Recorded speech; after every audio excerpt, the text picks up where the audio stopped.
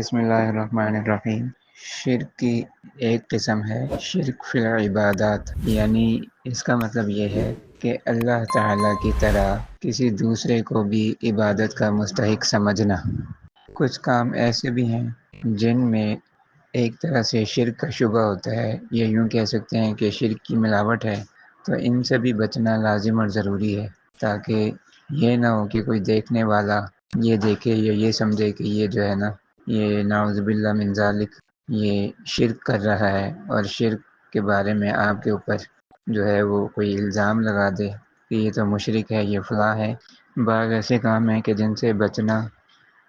بچنا اور پرہیز کرنا لازم ہے، جیسے نجومیوں سے غیب کی خبریں پوچھنا، مثلا میں اگلے سال کہاں پہ ہوں گا، میں اگلے سال کس حال میں ہوں گا، میں کل کیا کروں گا، کل کہاں جاؤں گا، کیا کھاؤں گا، کل میرے ساتھ کیا معاملہ ہوگا۔ اسی طرح جو ہے نا، کسی کو اپنا ہاتھ دکھانا کہ میرا ہاتھ دیکھ کے بتاؤ میرے ہاتھ کی لکیریں کیا کہتی ہیں، تو یہ بھی جو ہے نا،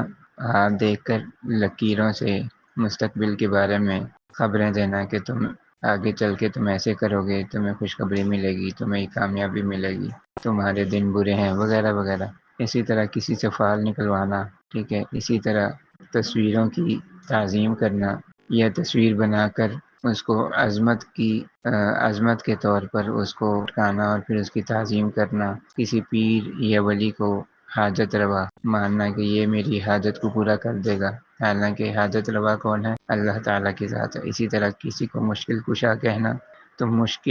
مشکلوں کو کھولنے والا، مشکلوں کو آسان کرنے والا یہ خالصتاً اللہ تعالیٰ کی ذات ہے، اور کوئی کسی کی مشکل آسان نہیں کر سکتا، کوئی کسی کی حاجت پوری نہیں کر سکتا، یہ اللہ تعالیٰ کی ذات ہے۔ حقیقی معنی کے اعتبار سے بات کر رہا ہوں کہ حقیقت کے اعتبار سے کسی کو مشکل کشا اور حاجت روا ماننا، تو ان چیزوں سے بچنا